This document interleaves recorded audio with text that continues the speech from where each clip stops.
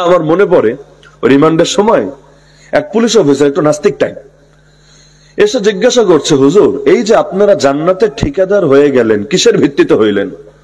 আমার প্রশ্ন বুঝে আসলো না। আমি বললাম, এটার মানে কি? আমরা আবার জান্নাতের ঠিকাদার কবে হলাম? বললো, এই যে আপনারা বলেন নাস্তিকরা জাহান্নামে যাবে, কাফের মুশরিকরা জাহান্নামে যাবে, মুরতাদ বেঈমানরা জাহান্নামে যাবে, মানে আপনারাই শুধু জান্নাতে যাবেন। আপনারা কওমের হুজুররা, আলিয়ার হুজুররা, তবলিগীরা, সুফিরা, হেফাজতিরা, আপনারাই খালি জান্নাতে যাবেন, আর বাকি সবাইরা জাহান্নামের টিকিট দিয়ে দিয়েছেন বিনামূল্যে। তাহলে জান্নাত জাহান্নামের ঠিকাদারি আপনারা কবে থেকে নিলেন? আমি বললাম, জান্নাত জাহান্নামের ঠিকাদারি তো দুনিয়ার কারণে নেওয়ার সুযোগই নাই। এমনকি নবীও তো জান্নাত জাহান্নামের মালিক না। জান্নাত জাহান্নামের মালিক তো একজনই, আর তিনি হলেন আল্লাহ। বললো, আচ্ছা যদি এটাই সত্য কথা হয়, তাহলে আল্লাহ কি পারে না? প্রশ্নটা দেখেন, আল্লাহ কি পারে না সবগুলো শাহবাগী নাস্তিকরে ধরে জান্নাতে ঢুকায় দিতে, আর আপনাদের সবগুলা মোল্লারে ধইরা জাহান্নামে ফালায় দিতে? বলেন আল্লাহ পারে না? পারলে বলেন যে আল্লাহ পারে না। আজীব প্রশ্ন। এতটা কনফিডেন্সের সাথে বলছে, মনে হচ্ছে এই যুক্তির তো কাউন্টার দেওয়া মনে হয় সম্ভবই না। খুব খুশির সাথে বলেন, পারলে আল্লাহ পারে না, মানে এখন তার ভাবটা হলো এমন, আমি মেনে নিব না, আসলে আল্লাহ তো পারে। কথা তো সত্য, আল্লাহ তো সবই পারে, আল্লাহ সর্বশক্তিমান না? ইন্নাল্লাহা আলা কুল্লি শাইইন কাদির, কোরআনে আছে, নিশ্চয়ই আল্লাহ সর্ব বিষয়ে পরিপূর্ণ ক্ষমতাবান। আলা ইন্নাল কুওয়াতা লিল্লাহি জামিআ, জেনে রেখো সকল শক্তি একজনেরই, আর তিনি হলেন আল্লাহ। তাহলে আল্লাহ অবশ্যই পারেন। কিন্তু আমি জবাব দিলাম এভাবে, দেখেন আল্লাহ যে সব পারেন এটাও জেনেছি কোরআন থেকে, আর আল্লাহ যে ওই মুশরিক নাস্তিকরা ক্ষমা করবেন না এটাও জেনেছি কোরআন থেকে। তো যেই কোরআন থেকে জেনেছি আল্লাহ সব পারেন, একই কোরআন থেকে জেনেছি আল্লাহ কোন মুশরিকরা জান্নাতে দেবেন না। সুতরাং আল্লাহর ক্ষমতাও মানি, আল্লাহর হিকমতও মানি, আল্লাহর বাণীও মানি, আল্লাহর শক্তিও মানি। অর্থাৎ কারো দ্বিধা নাই, কেউ ইখতিলাফ করবেন, ইখতিলাফের সুযোগই নাই। কিন্তু আল্লাহর ওয়াদা সত্য। আল্লাহ কোরআনে বলে দিয়েছেন, ইন্নাহু মান ইউশরিক বিল্লাহ, যে ব্যক্তি শিরিক করবে আল্লাহর সঙ্গে, ফাকাদ হারামাল্লাহু আলাইহিল জান্নাহ, আল্লাহ জান্নাতকে হারাম করে দিয়েছেন তার উপরে। ওয়া মাওয়াহুন নার, তার একমাত্র ঠিকানা হলো জাহান্নাম। ওয়া মা লিযালিমিনা মিন আনসার, এরকম জালেমদের কোনো সাহায্যকারী থাকবে না। তো এখন বলেন, আল্লাহর এই আয়াতটা কি আমাদের মানা উচিত না? যাক আলহামদুলিল্লাহ, আর ভেজাল করলো না, মাইটটা দিল না। রিমান্ডের মধ্যে মাইট দিল তো কিছু করার থাকে না। তো এখন দেখা যাচ্ছে যে আল্লাহ সব পাপ মাফ করলো, শিরিকেরটা কেন করেন না? কারণ এটাই যে আল্লাহর খেয়ে আল্লাহর পরে আল্লাহর অংশীদার সাব্যস্ত করে ফেলবার দুনিয়ার মধ্যেই তো মানুষ এগুলো সহ্য করে না। আরে বিয়ে করার পর অনেক সময় বউ শাশুড়ির দ্বন্দ্ব লাগে না? কেন লাগে? বড় একটা কারণ কিন্তু এটাও বটে, আরো অনেক কারণ আছে, কিন্তু এটাও বটে, একজন আরেকজনকে চ্যালেঞ্জ মনে করে, প্রতিদ্বন্দ্বী মনে করে। শাশুড়ি কখনো কখনো ভাবে, আরে আগে তো রাজত্ব আমার একা ছিল, এখন ঘরে বউ এসে রাজত্ব তো অর্ধেক হয়ে গেছে। এমনকি পুত্ররা জাদু করেছে, বান মেরেছে, তাবিজ করেছে, পুত্র তো আমার পুরাই বউ পাগল হয়ে গেছে, বউয়ের কান পড়া শুনে চলে। আবার কখনো পুত্রবধূরা ভাবে, আরে একা থাকলে তো সেই সুখে থাকতাম, কিন্তু এখন এই মুরব্বীর কারণে আমার সুখে তো ঝামেলা হয়। একজন আর একজনকে চ্যালেঞ্জ মনে করে, ব্যাস লাগতে থাকে ঝগড়া। পরে গিয়ে বেটাদের মাথা খারাপ হয়, সারাদিন অফিস আদালত করে ক্লান্ত হয়ে বাসায় ফেরে, পরে ঘ্যান ঘ্যান শুনতে শুনতে এমনি যা একটু সুখ ছিল সেটাও যায় বের হয়ে। তাহলে দুনিয়ার মধ্যেই মানুষ পছন্দ করে না অংশীদার। এমনকি দুই বিয়া করলে কি হয়? মাথা চুল থাকে কি জানেন না? দুই বিয়া করলে কি হয়, কি এক অবস্থা হয়, মানে কারে রাইখা কারে খুশি করবে। এদিকে টান দিলে ওদিক বেজার, ওদিকে টান দিলে এদিক বেজার, আজীব অবস্থা। লাস্টে গিয়ে দেখা যায় পুরানটার কথায় নতুনটা ছেড়ে দিয়েছে, বা নতুনটার উস্কানিতে পুরানটা ছেড়ে দিয়েছে। অধিকাংশ বাঙালি একাধিক বিয়ে করে পরবর্তীতে হক তো আদায় করেই না, লাস্টে গিয়ে একটার কপাল পড়ে। আর এখন তো বিয়েও শুরু করেছে গোপনে, যাতে করে ওই চিপায় পড়া না লাগে, লাস্টে গিয়ে চিপায় আরো বেশি পড়ে। কেন? কারণ নবীর সুন্নত যেখানেই ব্যত্যয় ঘটবে সেখানেই বিভিন্ন মুসিবত আসবেই আসবে। তাহলে বলছিলাম, দুনিয়ার মানুষের তো অংশীদার পছন্দ করেন, আল্লাহ কেন পছন্দ করবেন? এ কারণে আল্লাহ সব পাপ মাফ করলেও শিরিকার পাপ মাফ করেন না। যদিও জাতিগতভাবে স্বাধীনতার 54 বছরে এসে আজও পর্যন্ত আমরা শিরিক ছাড়তে পারলাম না। বলবেন মানে কি হুজুর, আমরা কি মূর্তি পূজা দেই? না, আপনারা মূর্তি পূজা দেন না, এটা আমি বলবো না। তাহলে আপনারা কি আগুনের পূজা দেন না, চাঁদের পূজা দেন না, সূর্যের পূজা দেন না? এগুলো কিছুই পূজা দেন না। বলবেন তাহলে শিরিকটা থাকলো কোথায়? আমি বলবো, বাংলাদেশে একটা সংবিধান আছে, জানেন তো আপনারা? সংবিধান নাই দেশে? আছে, 72 থেকে চালু হয়েছে, এখনো পর্যন্ত আছে। হ্যাঁ, পরিবর্তন হয়েছে, 17 বার পরিবর্তন হয়েছে, এখন চূড়ান্ত ভাবে বাদ দিয়ে নতুন করে লেখার চেষ্টায় আছে। সে যাই হোক, কিন্তু এখনো পর্যন্ত সংবিধানে লেখা আছে সকল ক্ষমতার মালিক আল্লাহ কোন পৃষ্ঠায় লেখা আছে? ওই পৃষ্ঠা নাম্বারটা আমারে বলেন, নতুন করে আরেকবার দেখি কি লেখা আছে। সকল ক্ষমতার মালিক জনগণ। আমারে বলেন এটা কি ইমানদারি হলো না শিরিক হলো? সকল ক্ষমতার মালিককে আমার বলা লাগবে না, আপনারাই বলেন সকল ক্ষমতার মালিক কে? আচ্ছা, এইটা বোঝার জন্য কি বড় মুফতি হওয়া লাগে, বড় মাওলানা হওয়া লাগে? আরে বড় হুজুর কি ছোট হুজুর হওয়া লাগে না? জীবনে কে যে মাদ্রাসায় দূরের কথা স্কুলের বারান্দাও যায় নাই, নিজের নামে সাইনটাও করতে পারে না, তাকেও জিজ্ঞাসা করেন ভাই আমার তুমি বলো তো সকল ক্ষমতার মালিককে, চোখ বন্ধ করে বলে দিবে সকল ক্ষমতার মালিক একজনই, আর তিনি হলেন আল্লাহ। যেই জিনিস সবাই বোঝে, সবাই মানে, মুসলমান তো মানেই। আপনি হিন্দু খ্রিস্টানরাও জিজ্ঞাসা করেন যে বলতো মুসলমানদের বিশ্বাস কি হওয়া উচিত, সকল ক্ষমতার মালিক কারে মানা উচিত? এই দেশের হিন্দু খ্রিস্টানও বলে দিবে যে মুসলমানের বিশ্বাস তো আল্লাহরই সকল ক্ষমতার মালিক মানা উচিত। মানে সমাজে থাকতে থাকতে এতটুকু আকীদা বিশ্বাস ওদেরও জানা হয়েছে। তো যেই জিনিস এই দেশের অশিক্ষিত মানুষেরাও বুঝে ফেললো, এই জিনিস এত বড় নেতারা বুঝলো না, একজনেরও মাথায় আসলো না? অবশ্যই এসেছে। তাহলে ঝামেলা কোথায়? মানে না ইচ্ছাকৃত ভাবে। কারণ সকল ক্ষমতার মালিক যদি আল্লাহরে মেনেই ফেলে, বড় বড় বোতল খাবে কিভাবে? সকল ক্ষমতার মালিক যদি আল্লাহরে মেনেই ফেলে, এত ভণ্ডামি করবে কিভাবে? সকল ক্ষমতার মালিক যদি আল্লাহরে মেনেই ফেলে, বাংলাদেশ জুড়ে কতগুলো বেশ্যাখানা খোলা আছে, এই বেশ্যাখানাগুলো লাইসেন্স দেবে কিভাবে? সকল ক্ষমতার মালিক যদি আল্লাহকেই মেনে ফেলে, সুদ ভিত্তিক অর্থনীতি চালাচ্ছে আজ বাংলাদেশে, এই অর্থনীতির ভিত্তি সুদ বানাবে কিভাবে? আরে সকল ক্ষমতার মালিক যদি আল্লাহকে মেনেই ফেলে, অশ্লীলতা, বেহায়াপনা, বেলাল্লাপনা, অপসংস্কৃতি ছড়াবে কিভাবে? সকল ক্ষমতার মালিক যদি আল্লাহরে মেনেই ফেলে, শরীফরে ধৈরা শরীফা বানায় দিবে কিভাবে? এজন্য নিজেদের ভণ্ডামি ঠিক রাখতে চাইলে ক্ষমতা আল্লাহর থেকে কেড়ে নিতে হবে। আচ্ছা, আল্লাহর থেকে কেড়ে নিয়ে কারে দিবে? আপনি বলবেন জনগণকে দিবে। না রে ভাই, এটা ভুয়া। এটা হলো মনকলা খাওয়ানো, হাতে একটা ললিপপ ধরায় দিয়া এরপর অন্য কাজ করো। ঢাকা শহরে রেস্টুরেন্টে গেলে দেখবেন বাচ্চাদের খেলার জন্য আলাদা জায়গা আছে। তো রেস্টুরেন্ট তো খাওয়ার জায়গা, এখানে খেলার কাজ কি? মূল কাহিনী হলো রেস্টুরেন্টে গিয়েছেন বিবিকে নিয়ে, এখন যাওয়ার পর একটু যদি রেস্টুরেন্টে তো অর্ডার দিলেও খাবার আসতে সময় লাগে, 20 মিনিট, আধা ঘন্টা, 1 ঘন্টা লাগে। এই টাইমে কি করবেন? একটু নিরিবিলি গল্প গুজব করবেন, একটু প্রেম আদান প্রদান করবেন, স্বাভাবিক ব্যাপার। এখন ট্যাবলেট ক্যাপসুল যদি 1-2টা থাকে, ওরা তো প্রেম প্রীতি করার সুযোগই আর দিবে না, অল টাইম ব্যস্ত করে রাখবে, বহুত ঝামেলা। এজন্য ওদেরকে খেলনা দিয়ে একটু সাইডে চিপায় রেখে দেয় যে তোরা খেলতে থাক, আমরা এখানে আছি, আমরা গল্প গুজব করছি। বাচ্চারা গিয়ে খেলা নিয়ে মজায় থাকে। উদ্দেশ্য আসলে খেলা না, উদ্দেশ্য হলো কাপলদেরকে একটু আলাদা স্পেস করে দেওয়া, একটু সুযোগ করে দেওয়া। তো এখন জনগণও খেলনা দিয়ে ধরায় রেখেছে, জনগণরে বোঝাচ্ছে জনগণ তোমরা ক্ষমতার মালিক, তোমরা খুশি তো? জনগণ বলে হ্যাঁ আমরা খুশি, আমরাই ক্ষমতার মালিক। কিন্তু দেখেন, আমরাই যদি ক্ষমতার মালিক হতাম, আমরা কি কোনোদিন বেশ্যাখানা চেয়েছিলাম? কি ময়মনসিংহের লোক বেশ্যাখানা চায়? ওই তসলিমা নাসরিনা বাড়িও ময়মনসিংহ। এই টাইপের 2-1টা ডিস্টার্ব যদি থাকে, ওরা চাইলে চাইতে পারে, যারা লাখে একটাও না, লাখ কি কোটির মধ্যে একটাও আছে কিনা সন্দেহ। পুরো বাংলাদেশ তন্ন তন্ন করে খুঁজলে 2-1টা হাউন আঙ্কেল টাইপের লোক থাকলে থাকতেই পারে, ব্যাপার না এগুলো। কিন্তু এগুলো মোট জনগণের 1000 ভাগের 1 ভাগও তো হয় না। তো অধিকাংশ মানুষ, এই দেশের অধিকাংশ মানুষ বেশ্যাখানা চায় নাকি চায় না? যদি না চায় তাহলে খোলা কেন? আবার কাদিয়ানীদেরকে আপনারা ওদের আইডি কার্ডে, ওদের জন্ম সনদে, ওদের পাসপোর্টে মুসলমান লেখা থাকুক এটা চান, নাকি অন্য ধর্ম লেখা থাকুক এটা চান? তাহলে কাদিয়ানি তো মুসলমান না, যে মুসলমান না তাহলে মুসলমান পরিচয় দেওয়া তো ধোকা। ধোকা তুই ভাই আওয়ামী লীগ করলে আওয়ামী লীগের নাম ব্যাস, বিএনপি করলে বিএনপির নাম লাগা, কিন্তু দল করবি একটা, নাম লাগাবি আর একটা। দলের লোক কিন্তু সহ্য করবে না, ঘা ধাক্কা দিয়ে কিক আউট করে দল থেকে বের করে দেবে। তো এক দল করে আরেক দলের নাম দেওয়া যায় না, তাহলে যে মুসলমান না সে ইসলামের নাম দেয় কিভাবে?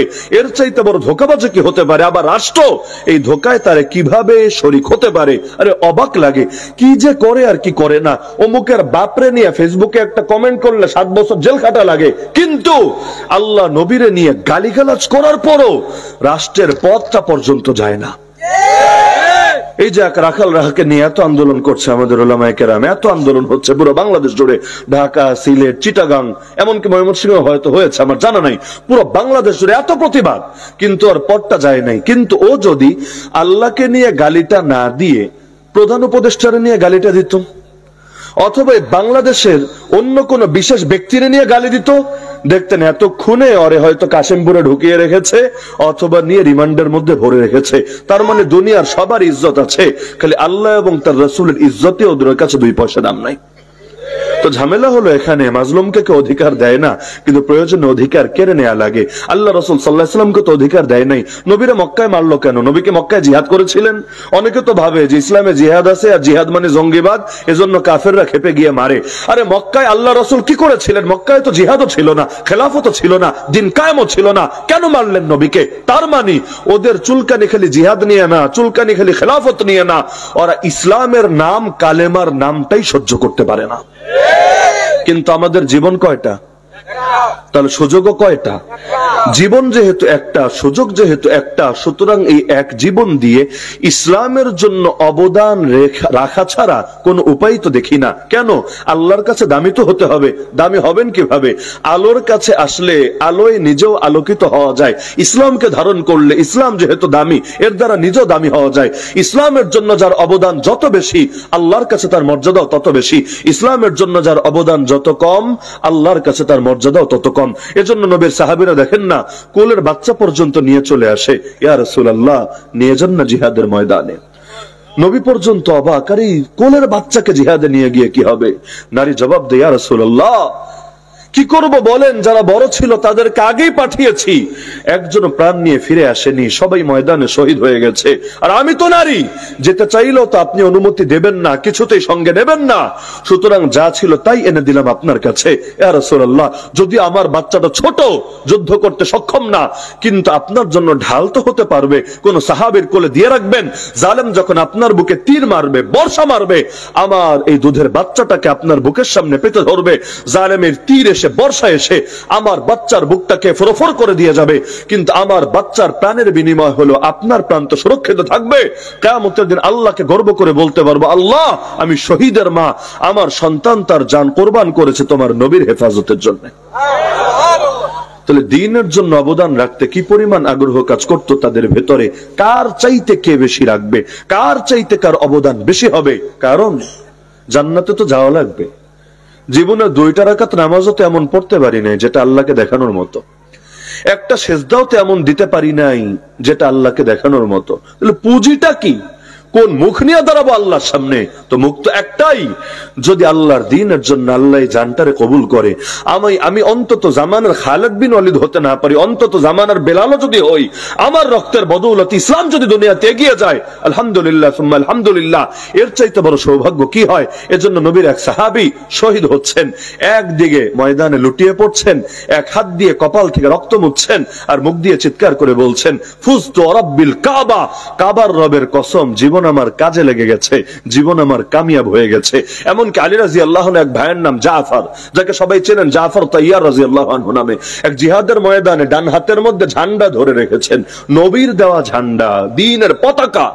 হঠাৎ করে এক কাফের এসে হাতের মধ্যে একটা কোপ মেরে দিল। কারণ ওই যুগে যতক্ষণ পতাকা উঁচু থাকতো সবাই বুঝতো যুদ্ধ করতে হবে, লড়াই চালিয়ে যেতে হবে। পতাকা যদি নামিয়ে দেওয়া হতো, সৈনিকরা যুদ্ধ বন্ধ করে দিত। তারা বুঝতো হয়তো হার মেনেছে, না হলে চুক্তি করেছে, না হলে কিছু একটা হয়েছে। তো পতাকা উঁচু থাকাই মানে লড়াই চলবে, লড়াই আপাতত বন্ধ হবে না। এজন্য পতাকার আলাদা গুরুত্ব আছে। এই যুগে দেখেন না, সব দেশের পতাকা আছে, সব দলের পতাকা আছে, এমনকি বিভিন্ন বাতিলদেরও পতাকা আছে। ওই গেরুয়া শিবিরের পতাকা আছে না, আবার সমকামীদের 6 রঙের পতাকা আছে না, আছে।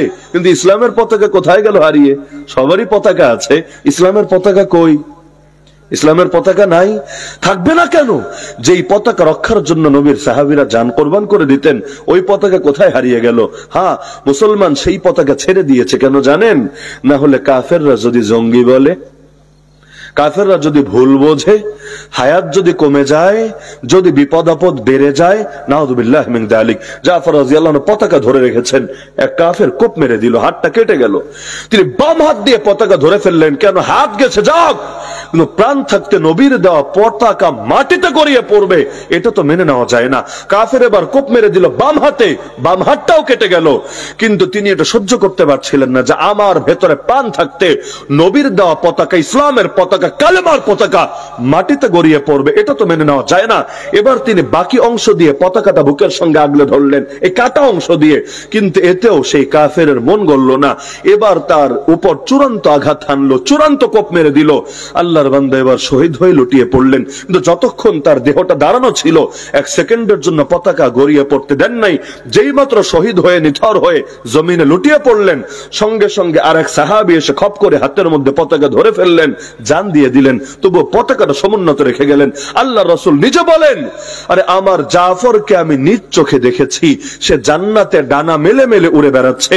আল্লাহর জন্য আমার জাফর দুটো হাত কুরবান করেছে, বিনিময়ে আমার আল্লাহ জাফরকে জান্নাতে দুই হাতের বিনিময়ে দুটো ডানা দিয়ে দিয়েছে। এজন্য তার নামই হয়ে গেছে তাইয়ার। তাইয়ার মানে যিনি উড়ে বেড়ান পাখির মতো করে। এমনকি মুআদ আর মুআওয়াজ, এই দুজনকে আপনারা চেনার কথা। এই উম্মতের ফেরাউন আবু জাহাল, এই আবু জাহালের সাথে বোঝাপড়া চূড়ান্ত করেছিল কিন্তু ছোট দুইটা বাচ্চা, তাই না?